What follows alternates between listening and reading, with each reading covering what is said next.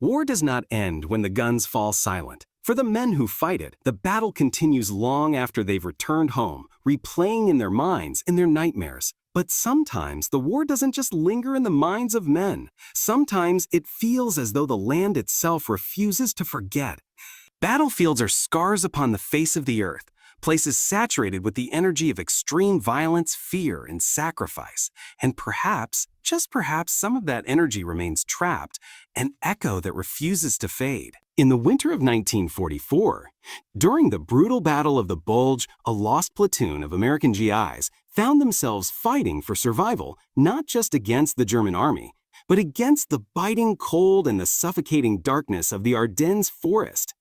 But as they struggled to find their way back to friendly lines, they encountered something else.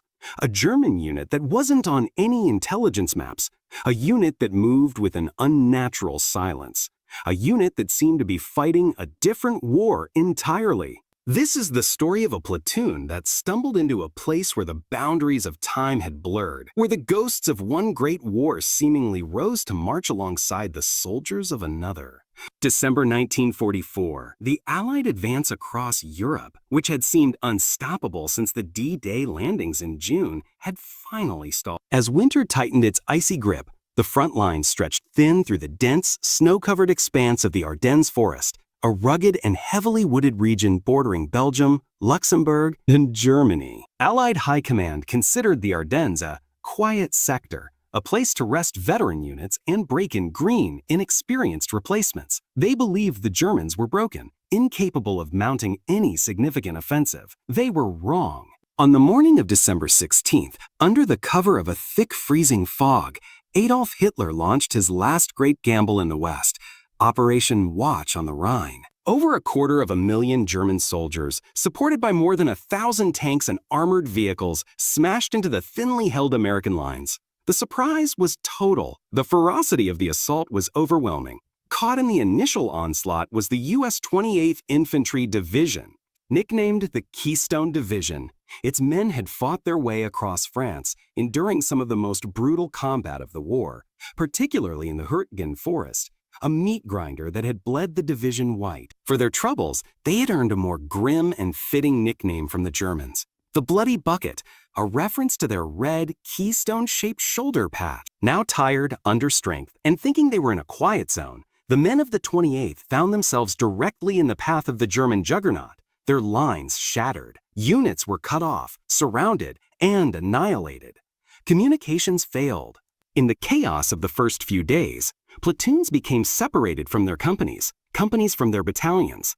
Thousands of American soldiers were suddenly lost, isolated pockets of resistance in a vast, snow-choked forest, hunted by an enemy they couldn't see. Among them was 2nd Platoon Baker Company 112th Infantry Regiment. For 3 days, they had been in constant retreat, fighting desperate delaying actions against overwhelming odds. Their platoon commander, a young lieutenant fresh out of officer school, had been killed on the first day. Command had fallen to the grizzled platoon sergeant, a 30-year-old man from Pennsylvania named Frank Miller. Miller was no stranger to the horrors of the Ardennes. He was a survivor of the Hurtgen campaign, a fact that had etched a permanent weariness into his eyes. Under his command were 32 men, or rather, there had been 32 men. Now, after 72 hours of chaos, he could only account for 12. They were exhausted, half-frozen, and dangerously low on ammunition and rations. Their radio was dead. They were completely cut off. Their only objective now was to survive and make their way southwest, hoping to eventually run into what was left of the American lines. But in the Ardennes, the Germans weren't the only enemy. The forest itself was a killer. The trees grew so thick that the snow-heavy branches blocked out the sky, plunging the forest floor into a perpetual twilight. The terrain was a maze of steep ravines and tangled undergrowth, and the cold was a physical entity, a relentless predator that leached the warmth from a man's bones. Private Calloway, in a letter he wrote years later, recalled the feeling. Every tree looked the same, every hill, every damn creek. After a while, you stopped feeling the cold in your fingers and toes. It wasn't that they were warm. You just stopped feeling them at all. Sergeant Miller, he kept us moving. He was the only thing keeping us from just lying down in the snow and letting it be over. We all trusted him. We had to. He was all we had left. The point man for Sergeant Miller's lost platoon was Private First Class Gene Calloway, a 19-year-old from Ohio. It was Calloway's job to navigate the treacherous terrain, his eyes constantly scanning for the telltale signs of a German ambush, a tripwire half buried in the snow, the glint of a rifle scope in the trees, a patch of disturbed earth that could hide a mine. He felt the weight of the other 11 men's lives resting on his young shoulders. For 2 days, they moved like ghosts through the forest, speaking only in hushed whispers, the crunch of their boots on the frozen snow, the only sound in the dead quiet of the woods. They saw no one, friendly or enemy. The war, which had been a deafening roar of artillery and machine gun fire just days before, had fallen silent. It was an unnerving silence, filled with a tension that was almost worse than the noise of battle.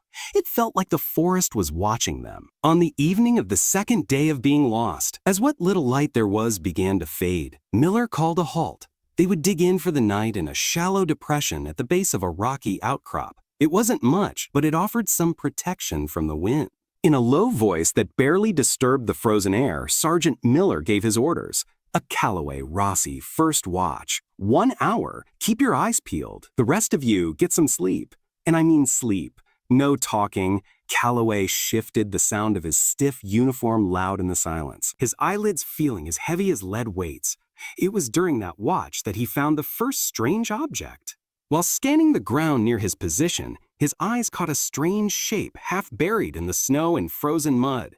Curious, he reached out with the tip of his Moan rifle and pried it loose. It was a helmet. But it wasn't an American Moan helmet, nor was it the distinctive shape of a German Stahlhelm from this war. It was older, more rounded, with a pronounced spike hole at its peak. It was pitted with rust and decay. Miller turned the ancient helmet over in his hands, his brow furrowed in thought. A First World War, Miller stated quietly. Or what's left of it. Some poor bastard from the last war probably lost it right here. This whole area was fought over back then, too. Miller tossed the helmet aside, the rusted metal clanking softly against a rock. He looked at Calloway, his expression unreadable in the dark. Means nothing. Get some sleep. Calloway. Calloway tried to sleep, but the image of the old helmet stuck in his mind. He knew Miller was right. This forest had seen fighting a generation ago, but finding a relic from that war, here in the middle of their war, felt strange. It felt like a bad omen, an unsettling reminder that they were treading on ground that was already soaked in the blood of forgotten soldiers. He didn't know it yet, but it was only the beginning of the strangeness to come. The next day brought more of the same. A slow, agonizing march through an endless sea of snow and trees. The hunger was a constant gnawing pain in their stomachs. The cold was a relentless ache in their bones. By late afternoon, they were beginning to lose hope. It was then that Calloway, still on point, saw something that made him freeze in his tracks. He held up a clenched fist, and the column behind him sank silently into the snow. Through a gap in the trees, about 200 yards ahead, he saw movement. Sergeant Miller crawled up beside him, raising his binoculars. His breath hitched. It was a German patrol, at least 30 men strong, moving perpendicular to their position. They were heavily armed, clad in winter greatcoats, their silhouettes stark against the white snow. Miller's men instinctively tightened their grips on their rifles, their knuckles white. This was it, a force that size would wipe them out in seconds. But as Miller watched, a deep sense of confusion began to replace his fear. The German soldiers marched with a strange, methodical purpose. They didn't scan the trees for threats. They didn't communicate. They just walked. Their feet seemed to make no sound, leaving no deep impressions in the snow. They moved with an eerie gliding silence that was utterly unnatural. Calloway squinted, trying to get a better look. Their uniforms, they seemed baggy, ill-fitting. And their rifles, they weren't the standard Kar 98 Hets or the deadly St. G44s he was used to seeing. They were longer, older looking. The column passed directly in front of their position, not 50 yards away, and never once looked in their direction. It was as if the 12 American soldiers, half frozen in the snow, were completely invisible to them. Miller's men held their breath, their hearts pounding in their chests, expecting at any moment for the silent soldiers to turn and open fire. But they never did. The column continued its silent march, disappearing into the dense woods on the other side of the clearing, leaving behind only an unnerving silence and a line of shallow, barely there tracks in the snow. For a full minute, no one in the American platoon moved or spoke. They were paralyzed by a mixture of relief and profound, bone-deep confusion. It was the silence of the grave. He made a decision. "All right, listen up," he ordered in a low tone, "or we're going to follow them." From a distance, they're moving with purpose. They're probably heading for a road or a command post. This might be our ticket out of here, but we stay quiet and we stay hidden. If they spot us, we break contact and scatter. Understood? The men nodded, their faces a mixture of fear and determination. Following a ghost patrol was a crazy idea, but it was better than freezing to death with no direction at all. They got to their feet and began to shadow the strange silent column, moving deeper into the twilight of the Ardennes. They followed for what felt like hours. The Phantom unit never stopped, never rested. They just kept moving with that same relentless, silent pace. As darkness fell completely, the Americans had to rely on the faint sounds of branches snapping ahead to keep track of them. The temperature plummeted even further. The sense of dread among Miller's men grew with every step. They were no longer just lost soldiers. They felt like they were following a procession of the dead into the heart of some frozen hell. The forest grew even thicker, the trees ancient and gnarled, their branches like skeletal fingers reaching for the sky. It was here that the Phantom Patrol finally came to a halt. They had reached a small, desolate clearing, a bowl-shaped depression in the forest floor. The area was littered with the decaying remnants of old trenches and collapsed dugouts half filled with snow. It was a forgotten battlefield. Miller and his men watched from the edge of the clearing as the silent Germans fanned out, taking up positions along the old trench line. They knelt behind mounds of earth, their long rifles pointed out into the empty clearing. They looked like they were preparing for an attack. Suddenly, a single piercing whistle cut through the night air. It seemed to come from the Phantom unit's position. Immediately, the silent soldiers opened fire, but there was no sound. No thunderous crack of rifles, no muzzle flash lighting up the darkness. The German soldiers jerked their bodies, working the bolts on their rifles, ejecting invisible casings, their shoulders recoiling from phantom shots. They were fighting a battle that only they could see, a silent, ghostly reenactment in the heart of the forest. The Americans watched, mesmerized and horrified. This wasn't a patrol. This was something else entirely. It was a memory, an echo of a battle fought long ago, playing out right in front of them. Then, faint at first, but growing louder, they began to hear it. The ghostly sounds of the battle, the phantoms were fighting. The chattering of an old Maxim machine gun, the distinct thump of distant artillery from a bygone era, the faint, desperate screams of men in a language they couldn't understand. The air grew thick with the phantom smell of cordite and decay. Muzzle flashes lit up the clearing. Bullets ripped through the air, tearing into the trees around Miller's men. Instinct took over. The Americans returned fire, their moans and bar barking a deafening reply. In the chaos of the firefight, something even stranger happened. The moment the first real shot was fired, the Phantom German unit, their ghostly battle, and all its ethereal sounds vanished.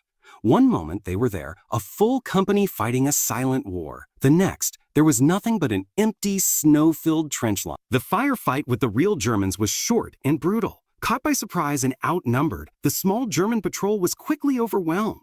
Miller's men, fighting with the desperation of cornered animals, suppressed the enemy position. They had survived, but none of them would ever be able to explain what had happened in that clearing. They had walked into a place where two wars, separated by a generation, had bled into one another. For another day and a half, Sergeant Miller and his 11 survivors pushed westward. They were running on fumes, their encounter in the clearing leaving them psychologically shattered. They spoke little, each man lost in his own thoughts, trying to process the impossible thing they had seen. Was it a shared hallucination, brought on by hunger and exhaustion? Or had they truly witnessed an army of the dead? On the morning of December 21st, they finally stumbled out of the tree line and onto a muddy, snow-rutted road. In the distance, they saw it, a knocked-out American Sherman tank, and next to it, a group of GIs huddled around a small fire. They were saved. The reunion was a somber one. The men were from another company of the 28th Division, themselves a battered remnant of a larger force. They shared what little rations they had with Miller's men and told them where the new, hastily formed American lines were, just a few miles down the road. When Miller finally made his official report to a bleary-eyed captain at the regimental command post, he left out the strangest parts of his story. He reported being cut off, evading the enemy, and a brief firefight with a German patrol. He said nothing of the silent soldiers, the phantom battle, or the rusty World War I helmet. What could he say? That his platoon had been saved because a ghost army had acted as a diversion? They'd think he had gone mad from combat stress.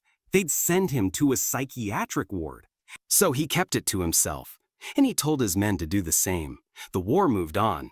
The Battle of the Bulge eventually ended. The Allies pushed into Germany, and in May of 1945, the war in Europe was over. Sergeant Frank Miller and Private Gene Calloway were two of the lucky few from their original platoon to survive the war. They returned home to a world that was desperate to forget the horrors they had seen. For years, Miller never spoke of what happened in the Ardennes. But the memory of the silent soldiers haunted his dreams. He needed answers. In the late 1960s, now a middle-aged man, he began to research. He spent hours in libraries, poring over old military records and history books. He focused his search on the First World War, on the battles fought in the Ardennes region. And eventually, he found it. In a dusty, forgotten volume of German military history, he found a footnote referencing the Kaiserschlacht, the spring offensive of 1918. It mentioned a Württemberg infantry regiment, part of the German Fifth Army. During a massive assault in a sector of the Ardennes, the exact same sector where his platoon had been lost in 1944, the entire regiment had pushed forward into the Allied lines and had simply vanished. Over 3,000 men. They were cut off, surrounded by French and American forces, and wiped out to the last man. Due to the chaotic nature of the offensive and the shifting front lines, their bodies were never recovered. They were listed as missing, their final resting place unknown, swallowed by the dense, unforgiving forest.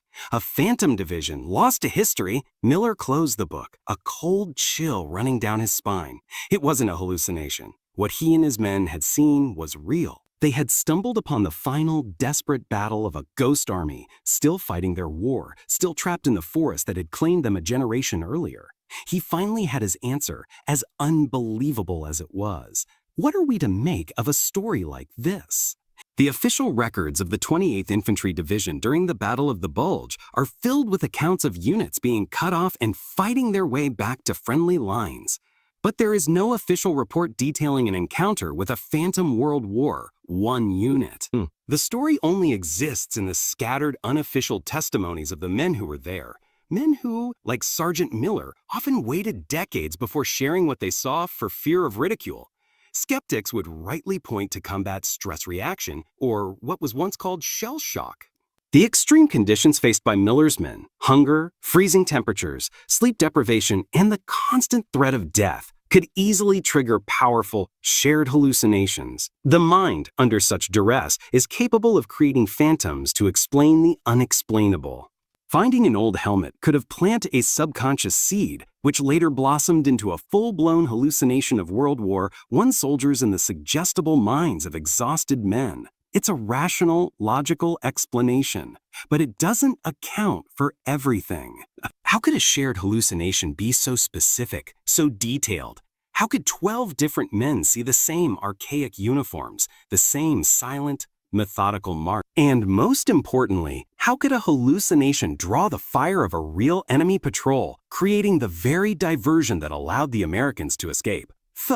This is where logic falters and we are left with the inexplicable. The concept of place memory, or what some call the stone tape theory, suggests that powerful traumatic events can leave an energetic imprint on a location, a psychic echo recorded into the very fabric of the environment, the rocks, the trees, the soil, furtive. Perhaps battlefields, as sites of immense emotional and violent energy, are particularly susceptible to this phenomenon. Perhaps what Miller and his men witnessed was not an intelligent haunting, but a residual one, a recording of a long-ago battle replaying itself on a loop. Or perhaps It was something more. Perhaps the spirits of that lost German regiment, forever trapped in the forest, saw the American platoon, another group of soldiers lost in the same dark woods, and, in a moment of spectral solidarity, reached across time to intervene. A ghostly feint, one last battle to save men they would never know, from a war that wasn't theirs. We will never know for sure. The men of that platoon are gone now. Having taken the full truth of their experience with them, all that remains is their incredible story. A testament to the enduring mystery of the battlefield, a place where the lines between past and present, living and dead, can become terrifyingly thin. A place where the fog of war is sometimes more than just a metaphor. Hey guys, thanks for sticking around for the after action. A story like that really makes you think about the layers of history that exist right under our feet. Most of us walk through our daily lives without considering the events that took place on the very ground we stand on. I remember visiting the battlefield at Verdun in France a few years ago. It's one of the most infamous battles of the First World War, a place where nearly 1 million men were killed or wounded. Even a century later, the landscape is still scarred. The ground is a lumpy, unnatural mess of overgrown shell craters. You can still find old, unexploded artillery shells and rusty barbed wire tangled in the woods. I didn't see any phantom armies, but walking through those woods, especially as the sun started to set, there was a feeling, a heaviness in the air that's hard to describe. It wasn't just a quiet forest. It was a sorrowful quiet. It felt like a place that was still grieving. You don't have to believe in ghosts to feel the immense weight of history in a place like that. And it makes you wonder what echoes those events truly left behind. Thank you again for listening and for supporting the channel. Your support allows us to continue exploring these incredible stories. May God be with you, no matter what you are dealing with, and I will see you in the next episode.